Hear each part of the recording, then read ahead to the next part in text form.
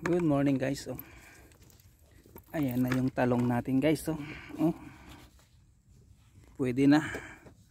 Ayan sayad sa lupa sayad siya sa lupa. Ayan letter C. Ayan guys. I-cleanip lang natin ganyan kasi yan pag hindi naka-clip yan guys, nakababang ganun mahirap kaya ganyan nakasayad. Pero guys, pipitasin natin yan guys. Saglit lang. Ipwesto natin ang ating camera. Ayan guys, marami siyang bulaklak. Siguradong marami na naman yung bunga. So, pwesto lang natin ang camera para mapitas natin.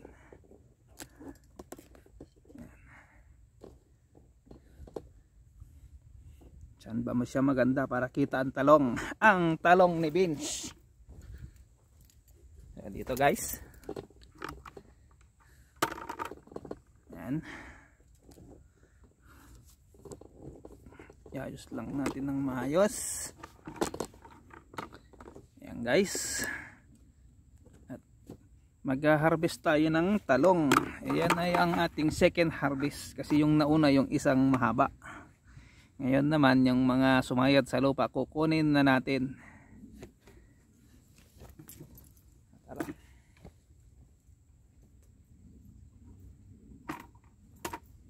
Ayan guys, yan.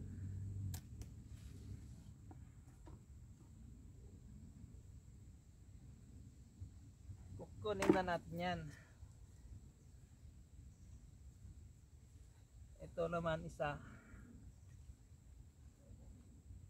Kunin na rin natin guys. Kasi sayad sa lupa guys. Ayan letter J. Ayan letter L, letter J. Di ba?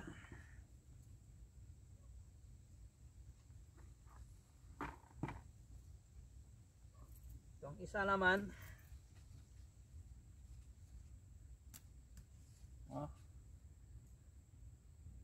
letter C. Ito isa nakasayad na naman guys. Kaya lang i-try natin ganyan Kaya lang tingnan natin.